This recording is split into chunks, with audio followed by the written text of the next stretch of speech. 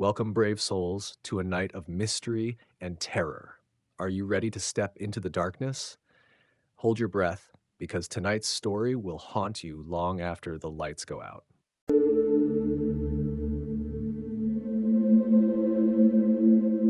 Hello, welcome to Rainy Night Volume 130. What do you think of these new rain sounds? I mixed 3 different sounds to create it. I threw some thunder in there, very slight, but it's there. Some rain falling on glass, as well as a slight sound of rain hitting pavement outside. I really hope you like it, and if you do, please be sure to hit the old thumbs up button for me. And after listening for a while, if you think these kinds of videos are for you, please subscribe to my channel. Almost 64% of you are subscribed, and I really want to hit 70% before Christmas. That would be really cool. As always, there's minimal ads in my videos, only 3 ads after the first 3 stories. And last thing, if you want to help me finish the feature-length movie I'm producing Cross the Finish Line, so that you see it hit theaters next year, please check out the Indiegogo page in the description or pinned comment to read all about the film and how you can help. Thanks for being here, and I hope you love this video. Now, let's begin.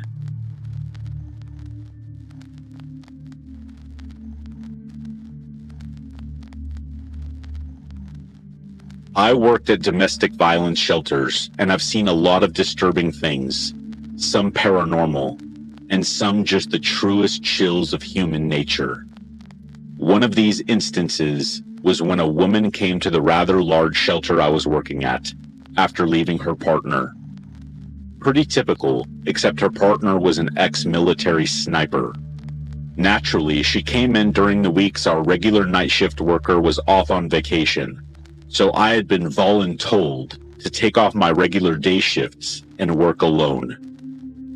I started my shift, and nothing much happened at first. I helped the residents get their medications, did some chores while watching Netflix. Usually, I'm a horror junkie, but I never watch it at work because it would make me extra jumpy, and I was certain the place was haunted.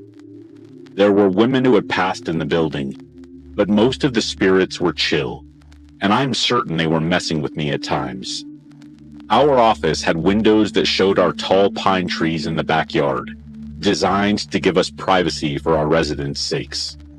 But at night, all you could see was darkness leering at you with no shielding from curtains. Naturally, our backs were turned to the window too, so we were just vulnerable. The windows had tints, but it didn't matter, because we could still see outside regardless if something could see us. By this point in my job, I had seen multiple residents' ex-partners trying to peek in or break in. But nothing like this dark night, with not even a glimmer of moonlight. I went to complete my assigned chores, as I could finish them and then chill until everyone got up this morning. I took my time in the basement, where most of my chores were. The basement is the floor below my office where the residents stay. When I returned, I started getting cozy for my shift. Blanket on, some goofy rom-com playing, and I'm just chilling. That is, until I felt like I was being watched. I had a habit of always feeling like something was watching me, as I grew up in a house with a similar window situation, and was a very anxious kid. I initially brushed it off as me being super paranoid. Not a bad thing, but I checked the many cameras that we had, and didn't notice anything out of place inside or out. I continued snacking and watching my movie. Around 2 a.m., when most residents were asleep, one of them knocked on the office door.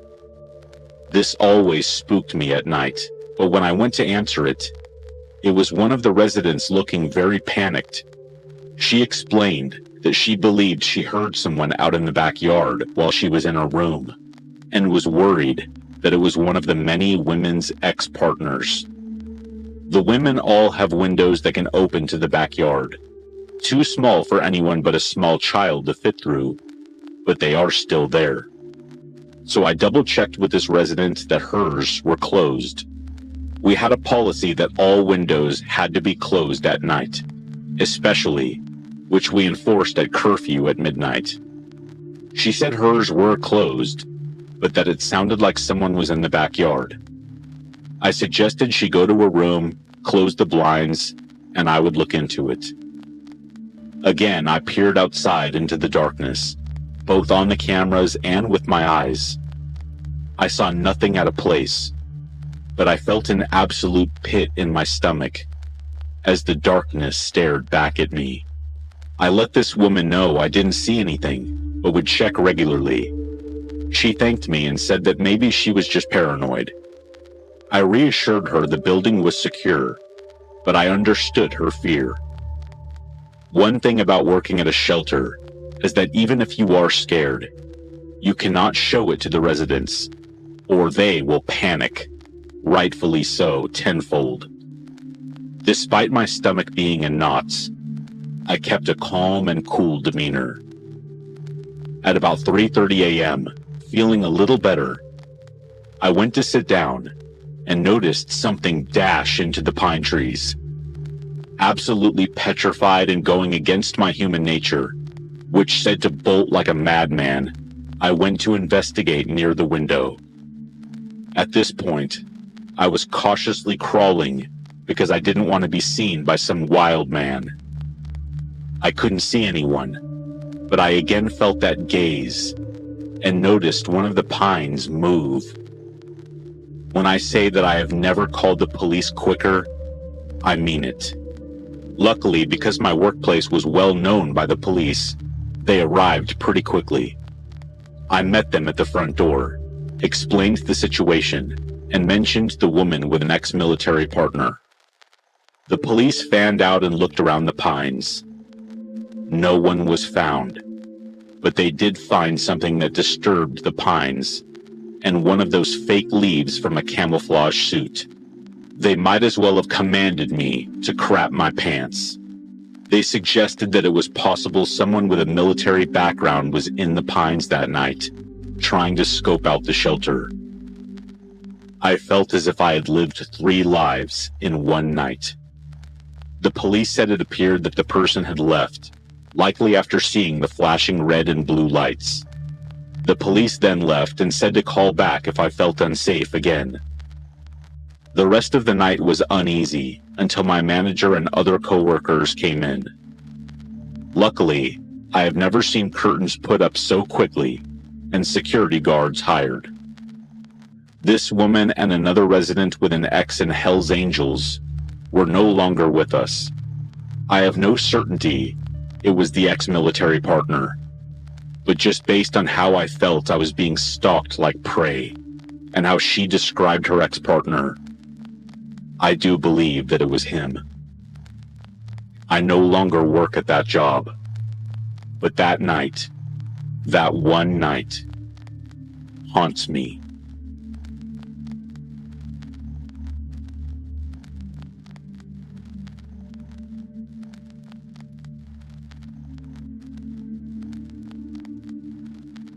My Uncle Dave is super awesome in a really goofy sort of way. He's always playing pranks on me. He once convinced me that a hot pepper was a pickle and got me to eat the whole thing at Chili's, which prompted me to wash my mouth out with soap in the restroom. He lived in Connecticut, and when my family moved down south to this neighborhood, we didn't see much of him. One weekend, after several encounters with a creepy guy, Uncle Dave announced he was coming for a visit and would be staying in our guest room. My mom let me stay up late to wait for his flight to arrive. However, after seeing me fall asleep on the couch several times, she ordered me to bed and said I could see Uncle Dave when I woke up. In the middle of the night, I woke up with this eerie feeling. The hair on the back of my neck stood up, and goosebumps covered my body. I had this uneasy feeling that someone was watching me. Stiff as a board and trying not to move my head, lest I announce to the watcher that I was awake and aware of their existence, I moved my eyes around the room to look for anything out of the ordinary. My nightlight was on in the corner of my room, which created a pretty decent glow. It was easy to make out the details of my Beanie Baby collection, my desk, my dresser, and the man crouched next to the dresser. I could see this guy with dark hair sitting with his back against the wall and his right side leaning up against the dresser. His knees were pulled close to his body, and I could see his teeth and the whites of his eyes gleaming. He was facing me. I stared at him for a long time, and he didn't move. At first, I was terrified. Then I remembered Uncle Dave. Of course. He always pranks me. It's his life mission. He's probably trying to trick me again right now.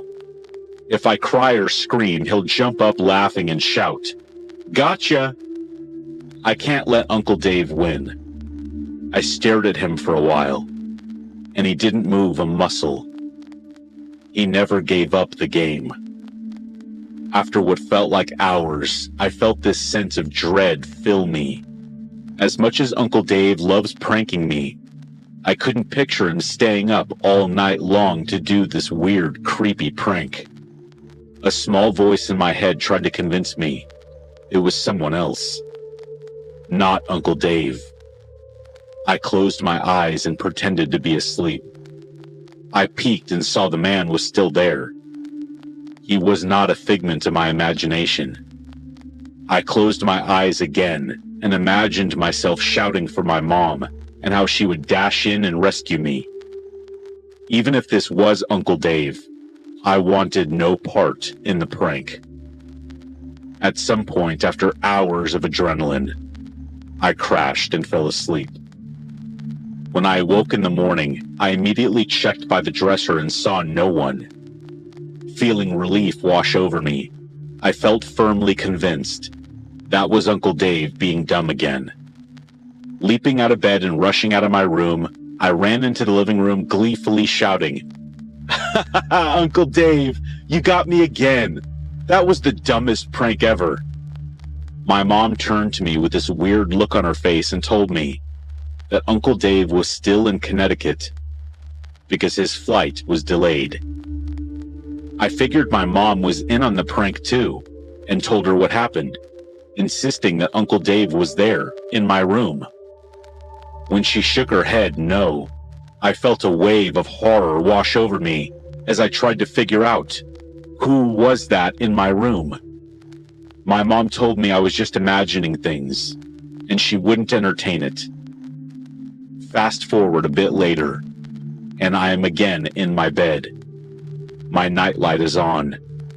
I had somewhat forgotten about the creepy man, and was more focused on stuff like Captain Planet and Game Boy. I woke up in the middle of the night to that same eerie feeling. I checked by the dresser but didn't see anything. Feeling relieved, I settled back into bed and tried counting sheep. While lying there, I saw a slender hand creep up the side of my comforter from under the bed. It felt around, looking for something to grab onto. At that second, every alarm system in my body was screaming except for, of course, my mouth. I tried so many times to open my mouth and shout, but nothing would come out. I felt paralyzed. The hand was on my bed for probably only 5 minutes, but it felt like the longest 5 minutes of my life. I lay there, petrified and fantasizing about running out of the room or calling for my mom, but I could not get my mouth or legs to work. Instead, I lay there frozen. I eventually was able to call for my mom, but in the middle of shouting, "Mom!" my nightlight turned off. I don't remember what happened after that, but I think I must have fainted from pure fright.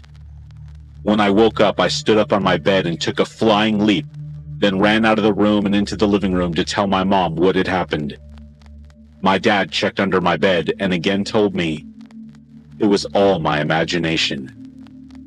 Despite my mom trying to convince me that I was crazy, I was firmly convinced that a man had been in my room not once, but twice.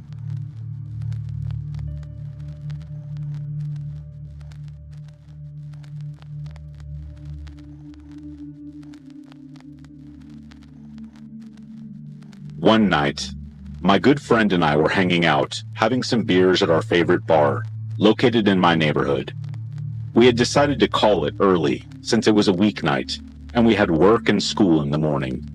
So we left around midnight. My friend offered to walk me home, but I refused, since I knew that night he didn't have his car, and had to walk 20 or 30 minutes in the cold to get home. And I felt bad. Plus, we were in my neighborhood anyway, so my place was pretty close.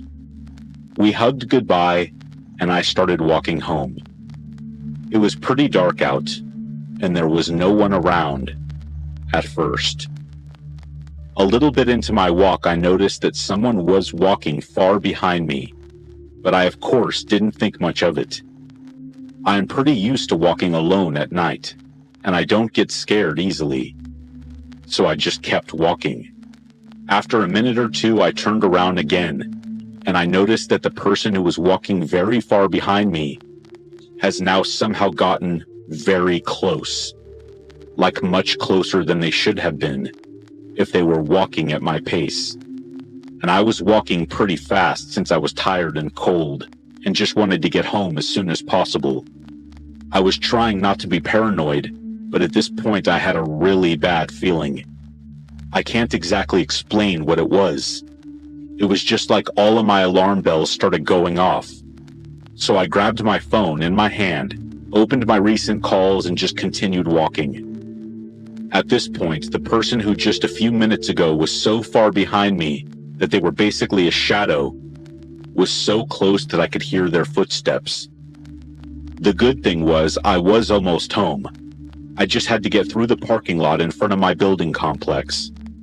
However, just as we get to the parking lot, I turn around one last time, and I can see clearly this older man carrying a lot of bags in his hands right behind me. We make eye contact, and just as that happened, he started running towards me. I know that every normal human being's reaction in this situation would be to start running, but for some reason my instinctive reaction was to pretend I didn't notice or care, and just picked up the phone and called my mom. My mom answered in a sleepy voice since I had clearly woken her up, and asked me what was wrong. I just said something like, "Hey Mom, I'm in front of the building and I forgot my keys. Can you please unlock the door and wait for me?" Also, I have to note that while I was speaking on the phone, I noticed that there were 3 guys sitting on the benches in front of the building, hanging out. This is pretty common, however, even late at night in my city. Now, I don't know if it was the phone call or the fact that he noticed these guys, who he surely didn't expect to be there, but the man ran right past me and into the first building closest to us at the moment. I was still very shaken up, and I noticed that I stopped talking to my mom on the phone, who was mad at me for forgetting my keys and waking her up. But when the man went away, I told her exactly what happened, and she freaked out and ran outside in her pajamas. I still don't know for certain what that man's intentions were, but they definitely weren't good. And of course, I'm glad I never found out.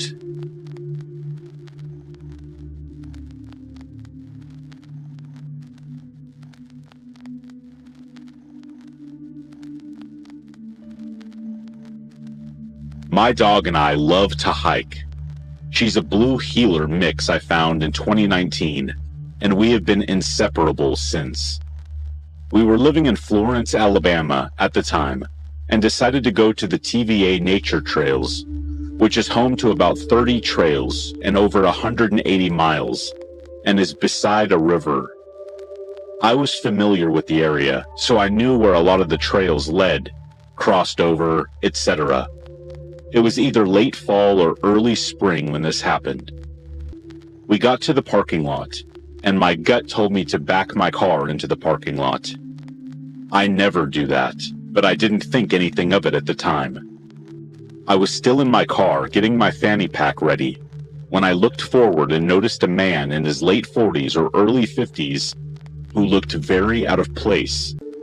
He was wearing jeans, a brown blazer, and leather dress shoes. In any other context, I might have just assumed he was heading to a job interview or something like that. But this was a Sunday afternoon, and we were in the middle of the woods. I had a really bad feeling about him and kept my eye on him while I laced up my boots and got my dog out of the car. He never looked over at us as far as I know. I watched him start down a path and decided to go on a trail that did not run into his trail. Here's where it goes down. Let me paint the scene for you. The river is to my left, and my dog is playing in the water. The trails make a backwards lowercase y shape to my right. Two of the three trails come down a pretty large hill, probably a 50-foot drop in elevation on each trail alone. So the little river coast was almost tucked under a cliff. You wouldn't know I was there unless you were trying to see down onto the beach area. While my dog was playing, I got the most intense, "you need to get out of there" feeling in my gut that I've ever had. I listened to that feeling, leashed up my dog immediately, and started walking back towards the trails. I got back to the Y and had to choose which path to go when I heard the parking lot man shout something at me from the highest of the trails. Based on the trail he went down from the parking lot, he should not have been there. He must have turned around after I started down my trail and went down that trail or something. The paths don't cross, and it's literally from the opposite side of the park. As I was processing that this man was not where he should be, I realized this could be the beginning of a true crime story. I didn't understand what he said when he yelled, so I asked him to repeat it. I'll never unhear it for the rest of my life. He said, "I can see what the military was talking about when they said you can see everything from up high." Then he made a hand gesture pointing to the area where my dog and I were playing in the water. I decided to nope it out of there and started heading back to the trail we came down. There's an important part of the terrain that I didn't mention yet. Leading down to the river, there's a large ditch between a couple of the trails, probably a 20-foot steep drop from trail to the bottom, with a bridge that goes over it. I was fairly close to the bridge when I heard him, so I went that direction. The man proceeded to run down the hill of the trail, meanwhile asking all kinds of questions about my dog. I couldn't go that fast because my dog was thoroughly confused and was trying to protect me. The man then said, "I was watching you two in the parking lot. I saw you get out of the car." Chills. He caught up behind us on the bridge and asked to pet my dog. I said no. He then asked if I had a husband, so I lied and said yes. He asked what my husband does for work, and I said, "He's in the army, and he's going to be really mad when he hears that you won't leave his wife and dog alone." At this point, the man was still jogging behind us to stay as close as possible. I was trying to decide how to lose this guy. Do I scream at the top of my lungs? Do I push him? Do I just deal with it and hope it doesn't get worse? Now, we were walking on the flat part along the top of the steep ditch. I noticed gloves in his blazer pocket, and he had a little bottle in his hand. It was a clear plastic juice bottle, like vitamin water or Snapple, and had a dark liquid in it that looked like sweet tea. Not the right color for the bottle. At first, I thought it was probably a spit bottle for chewing tobacco, or at least that's what I hoped it was. Then he firmly said, "I'm going to pet your dog," and reached down at her. She's not big, but she jumped on him with force and knocked the bottle down the ditch. The man, very unexpectedly, went down into the ditch after his bottle. It was so steep that he had to slide down the bank, or he would have broken some bones. My dog and I took off in a different direction, avoiding human trails to hopefully lose him. We ran for about 2 miles through the woods until we were about a half mile from the car in a different populated area. I asked a man to walk me to my car and told him that someone was following me. He did, and then he was being silly to make me laugh and feel better. I'm so grateful to him. I made it safely back home and was livid that this guy cast a stain on one of our favorite hiking spots. But obviously I was grateful that my dog and I were alive. For a while I tried to believe that it was just some socially inept guy that really wanted to pet my dog. Deep down I know that man didn't have good intentions though. I trust my gut, and she was not okay in that moment. So I'm just left with one question. What the heck was in that bottle? And why was it so important that he had to risk seriously injuring himself to go get it?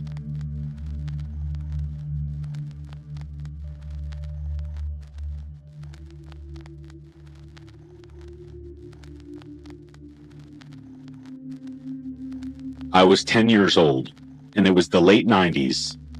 I was a fat kid, and the other kids certainly let me know it.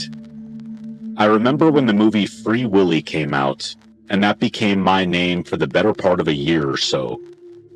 Needless to say, I didn't have many friends, and as those who don't have friends do, I gravitated more toward my console and computer games, rather than basketball or boxing, or whatever the kids did outside. I did make one friend, however, who lived a few blocks away. Steve was older than me, a nerd, and cool as hell. I won't get into particulars of our friendship, but he introduced me to all sorts of great games. Diablo, Dungeon Keeper, Duke Nukem, games that weren't always age appropriate. He would even loan them to me sometimes. One Saturday, I called up Steve to ask if he wanted to hang out. He said he would ask his parents, but they declined due to some travel plans they had. So I asked him if I could borrow one of his games, and he agreed to loan me a little gem called StarCraft.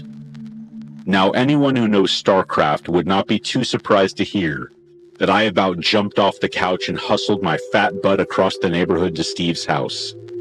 I was so psyched. I would have skipped home if I were the skipping type. And though I didn't do that, someone did see me. I was walking back down the block about halfway home when I heard a man call out, "Hey, hey kid!" I paused, turned and looked. There across the street was a pizza delivery car. One of those big chains, not a small one. The guy had a uniform on, I think, but I wasn't close enough to see a name tag or anything, and the car hood was popped up. He was looking at me and called out again, "Hey, kid, can I get a hand?" I had never worked on cars before. My dad did that sort of thing, and I think even he would agree that I'd only get in the way and probably hurt myself if I helped him with anything at that age. So I wasn't really sure what I could do. What's wrong?" I asked from across the road. "I just need your help with something real quick," he said, looking back down at the engine. "Can you come over here real quick? I could use some help." When he dodged the question like that, I felt something I can only describe as a tingling sensation in the back of my neck.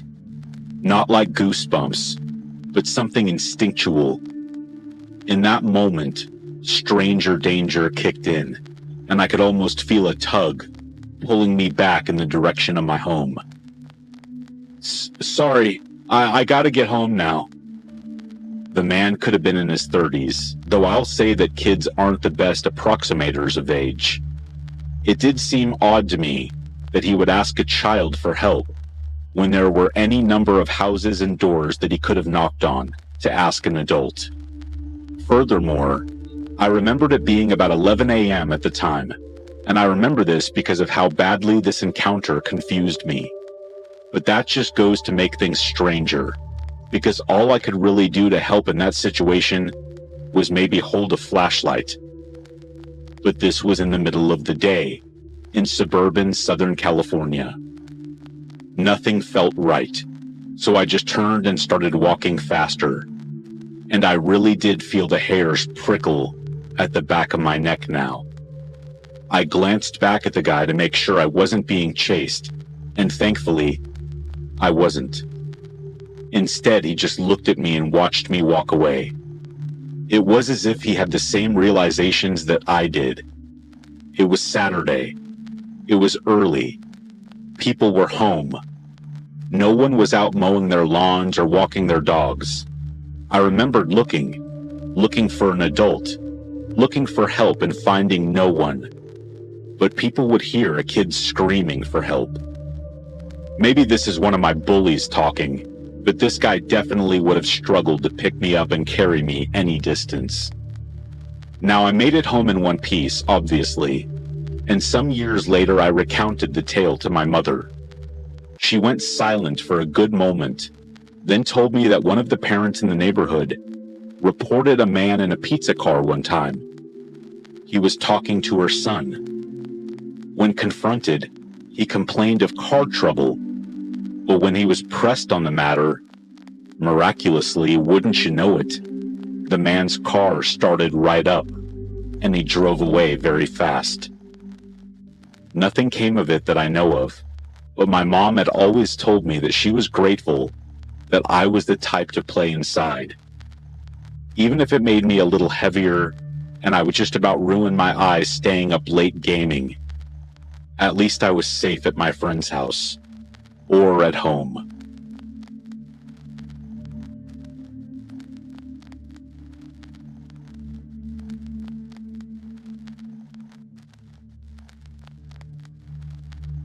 I am an only child, and when I was around 5, my dad married a woman who had 4 children from previous relationships.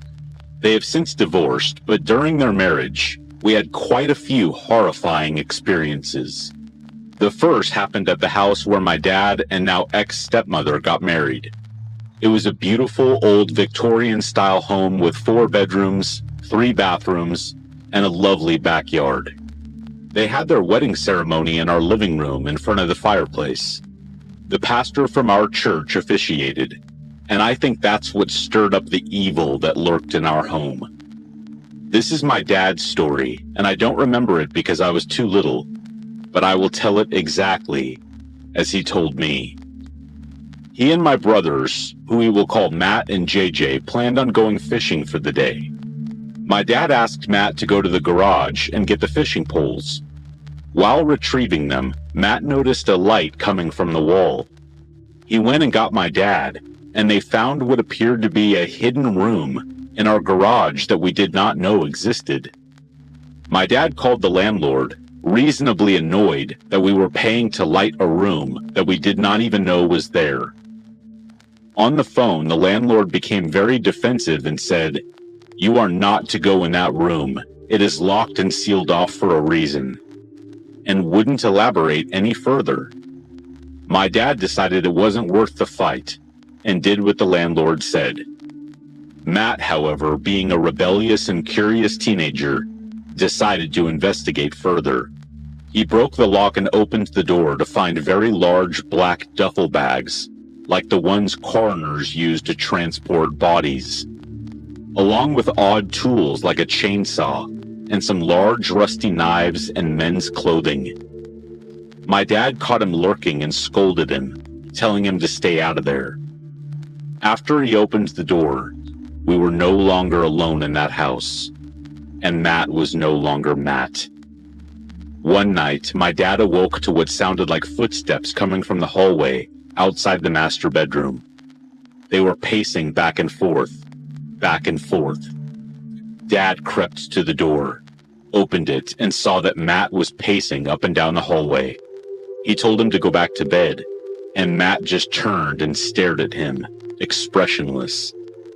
This continued night after night, and it really started to freak my dad out. One morning, he woke to find Matt leaned over his bed, not inches from his face, just staring at him emotionless. He yelled and told him to get out, and Matt just calmly stood up straight and walked out of the room. My dad locked the bedroom door that night, and Matt stood outside of it and rattled the doorknob all night long. His weird behavior did not stop there. A few days later, my dad and stepmom were in the kitchen just talking, and Matt came in out of nowhere and attacked my dad. He went insane, hitting and thrashing, and my dad had to put him in a chokehold to get him to stop. My dad said that there was no white in his eyes. They were pure black. Another experience happened to my brother JJ. At the top of the stairs, there was a railing that extended left and right, and from there, you could see the entire living room. My dad walked out of his room to see JJ standing and staring into the corner of the living room. He tried to get his attention, and upon further inspection, saw that he looked absolutely terrified. JJ pointed into the corner of the living room and said, "Dad, I'm in the living room." "What are you talking about?" my dad asked him, confused. "I'm in the living room." We believed that what JJ saw was his doppelganger. My parents decided to move us out of that house. The last thing that happened to us there was when my dad was the only one in the house, grabbing the last few things left behind. It was a scorching summer day, so Dad decided to take a shower. He swears he saw something walk past the shower curtain in the bathroom. He quickly got out and was sitting on the toilet to put his socks on when he heard a sort of low growling noise coming from the vent below him. He bent down, and a low guttural voice said, "Get out," blowing hot air onto him. He ran out of the bathroom, out of the house, and never went back. Since then, every time we pass the house or hear from old neighbors, the house is always for sale or for rent. My brother lived a very troubled adolescence, but has since straightened up, found comfort in religion, and now has a family of his own. He tells my dad he does not remember anything that happened in that house or attacking my dad. I think we really pissed off whatever was in that house by inviting a pastor in, and my brother was just unlucky enough to be the one who let it out.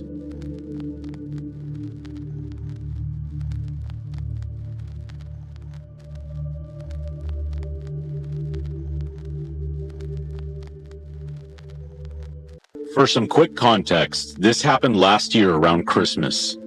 My girlfriend and I were on our way from college to visit my family and spend Christmas with them. This is important, as it is my first time ever speaking about this story publicly, because every time I try to talk about it with my girlfriend, she always laughs and shuts it down, saying the place was just creepy, but nothing else. During our trip, late into the night, my girlfriend and I decided to pull over as it was already really dark, and we were both tired and needed to rest. We pulled over to this really odd-looking motel on the road. You know those sort of cliché horror movie motels? Like the ones where you can tell a cheap snuff film was recorded? Yeah.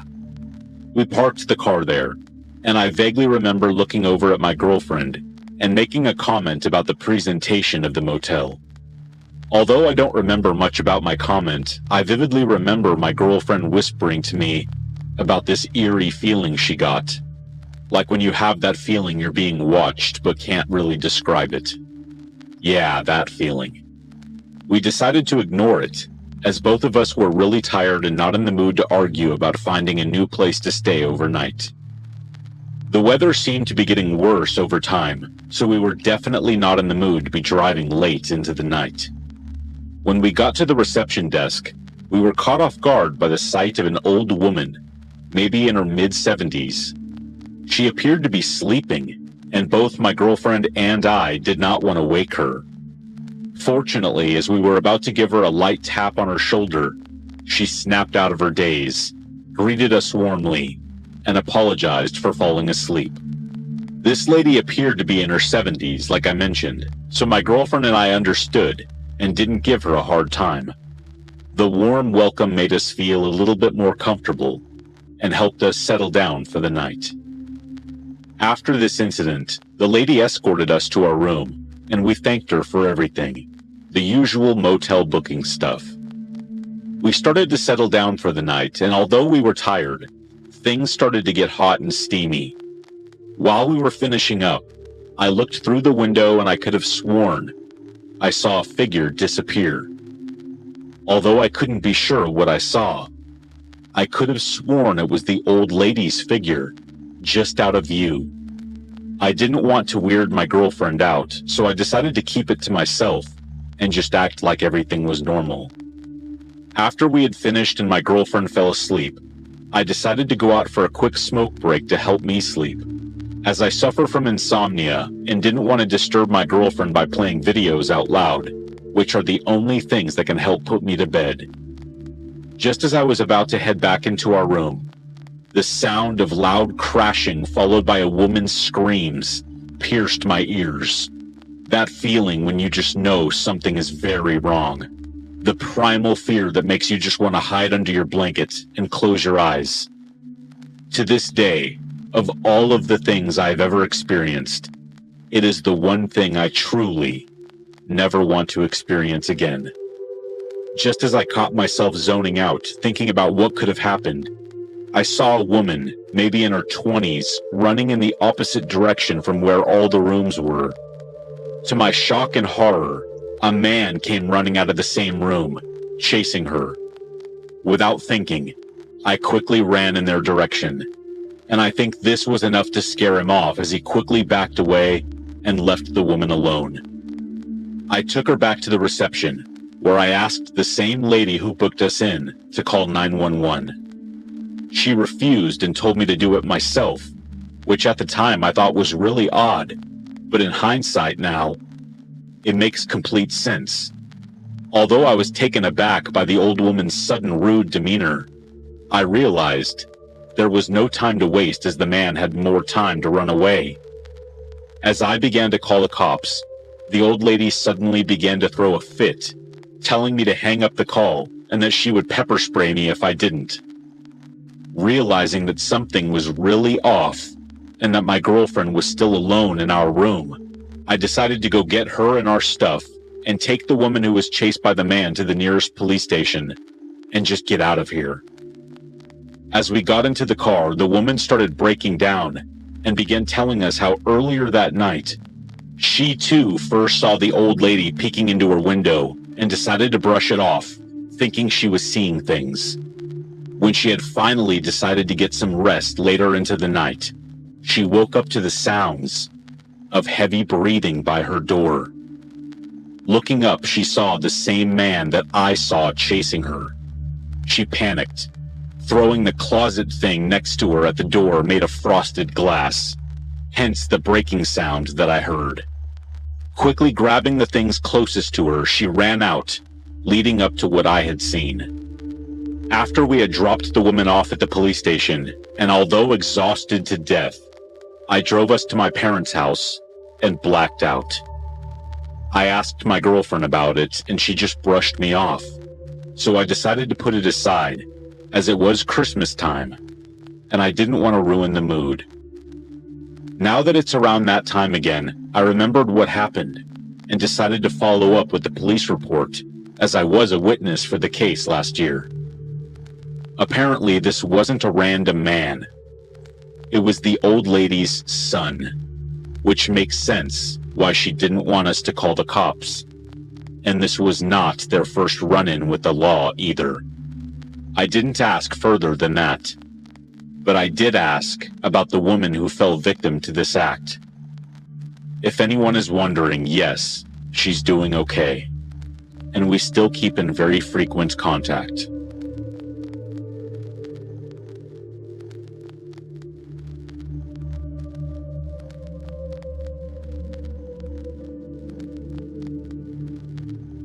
I have never been a person who's kept many close relationships.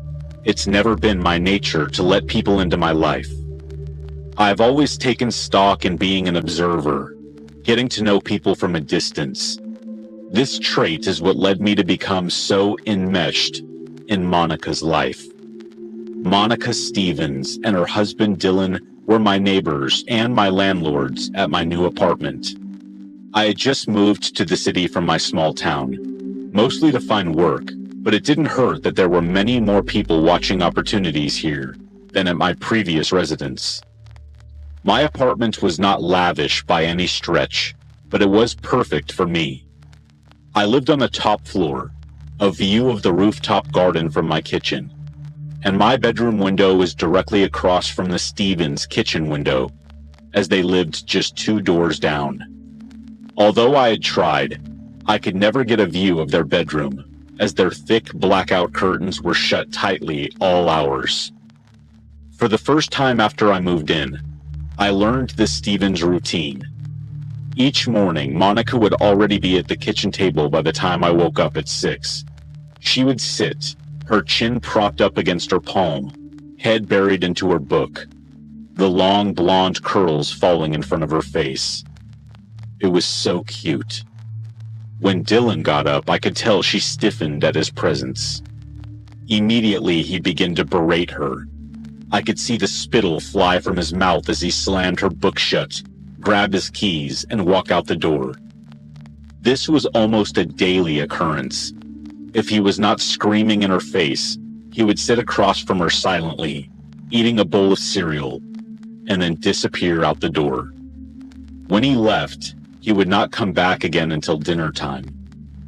I don't know what he would do during the day, but I never cared to find out. He was probably cheating on Monica, that pig. Plus, if I followed him, it would be less time I could spend with my beautiful girl. Hour after hour, Monica would sit at that table, unmoving. The poor thing was paralyzed with fear. I hadn't known her that long, but I knew I could never let her stay with this jerk. When Dylan got home, he walked in and picked her up from her chair and took her to the bedroom. I could hear his insincere apologies, just saying sorry in hopes that he would get laid. They come out an hour later, him placing her back into the wheelchair.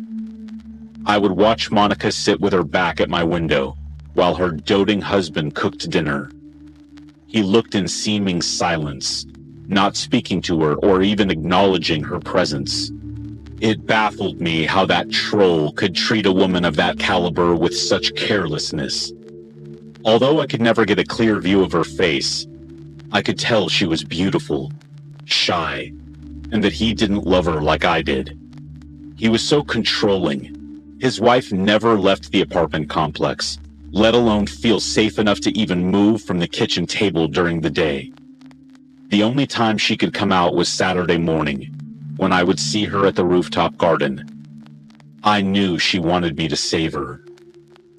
After observing their routine for about 2 weeks at that point, I could pinpoint exactly when I could corner Dylan. The morning I planned to confront him, there was a change in the usual routine. While Dylan was in the middle of his screaming session, he struck the back of Monica's head. This sent her forehead slamming down onto their wooden kitchen table. And let me tell you, this set me off. The rest of the routine remained unchanged, as at 7 a.m. exactly, he would leave their apartment and head for the elevator. Following him, I left at 7:01 so I could catch the elevator right before the door closed, wanting to seem nonchalant. I smiled when I walked into the elevator and introduced myself, stating that I was sorry for not formally introducing myself since moving in. I hadn't interacted with him directly when I had signed the lease, just his property manager. He gave me the side eye, so I confidently stuck out my hand to shake his. He grabbed it finally, his tarnished silver wedding ring cold on my hand, and said, "Yeah, I'm the landlord, Dylan." I told him I had noticed his wife's affinity for gardening and asked if she would like some company next time. I know, a little early to get to talking about Monica, but I couldn't stop thinking about her. I couldn't spend any more time exchanging pleasantries with this jerk either. That's when something strange happened. He turned to me and grabbed my forearm, squeezing so tight that it was painful. He shoved me forcibly against the elevator wall and said, "Listen, I know you've been stalking her. She wants you to leave her alone. Do you understand me?" The elevator door dinged and opened. He let go of my arm and walked straight out without another word, straight through the complex doors to his car and drove off. I stood shocked. What was that?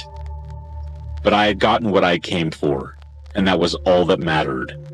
That whole leave her alone was such an obvious lie. It confirmed to me that she needed my help. Dylan was becoming more unhinged by the day, and this episode in the elevator was proof.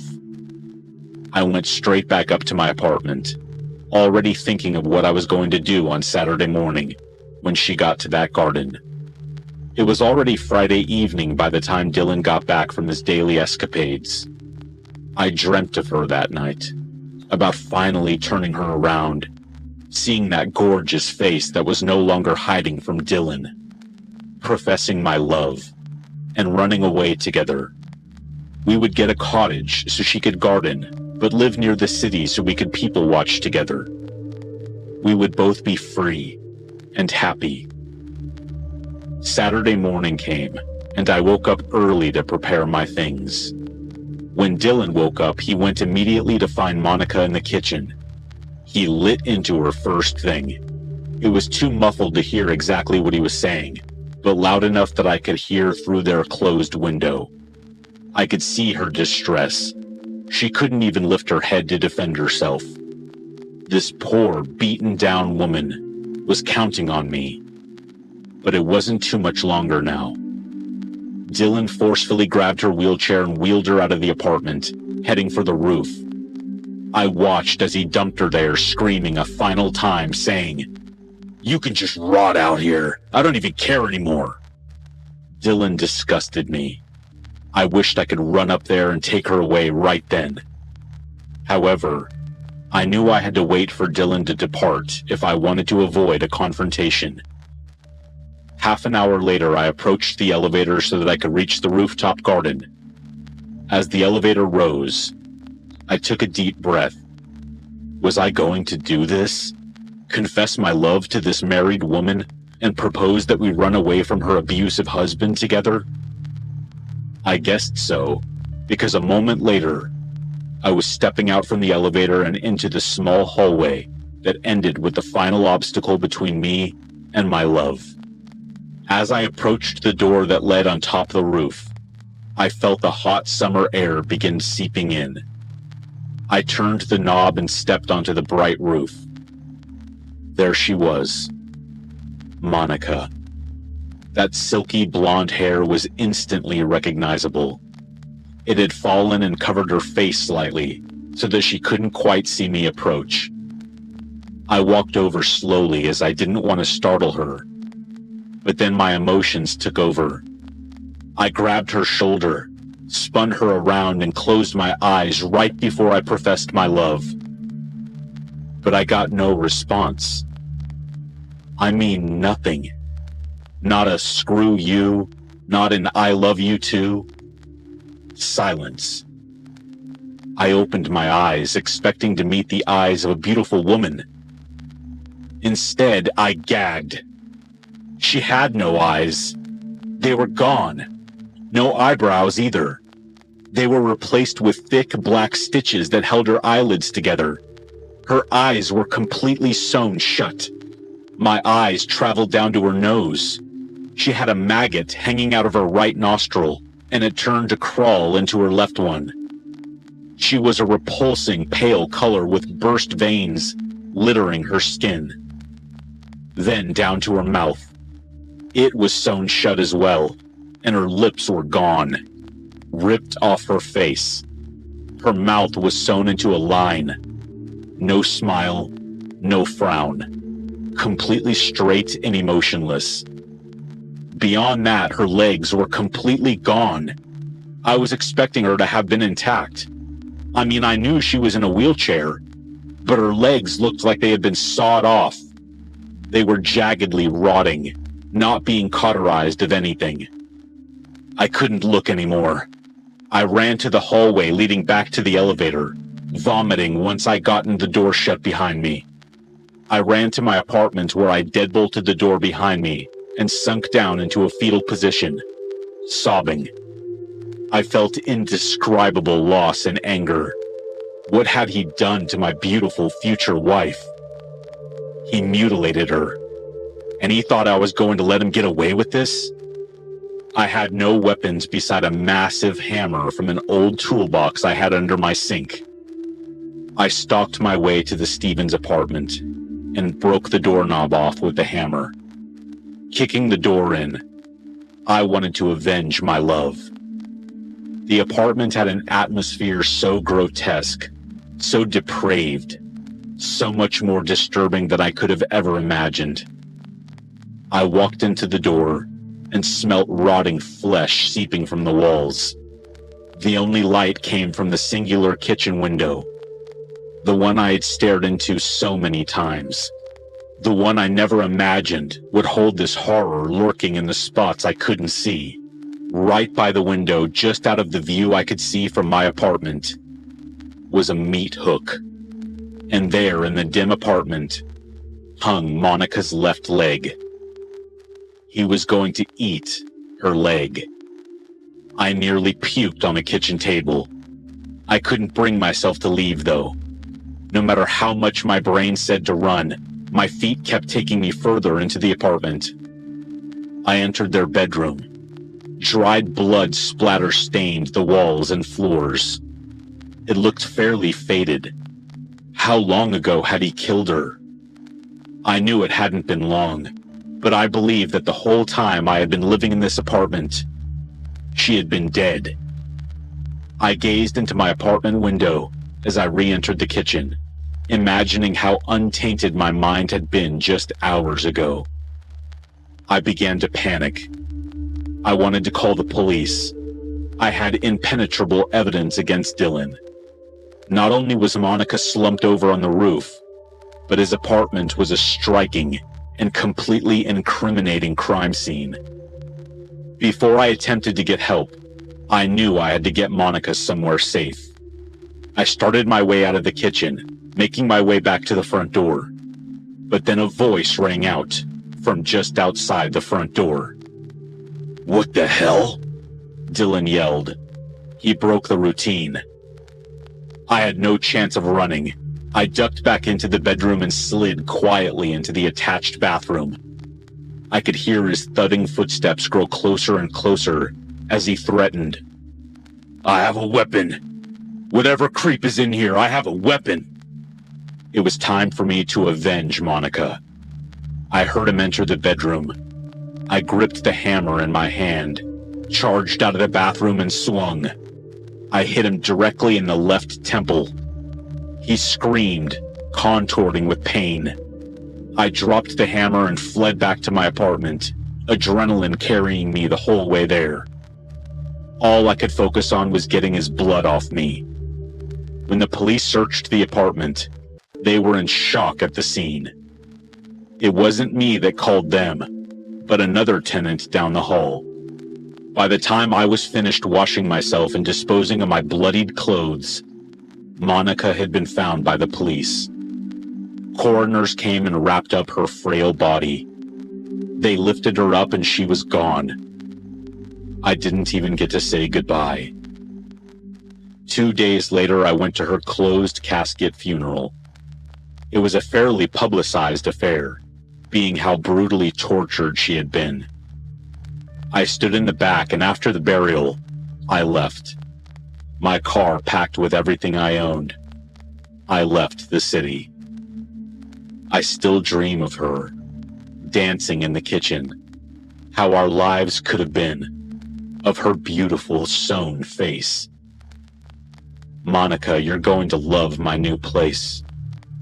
It's the cottage we've always wanted. I can't wait to pick you up soon. See you then. don't miss out on amazing content. Hit that subscribe button and turn on the notification bell to stay updated with our latest videos. Join our community today.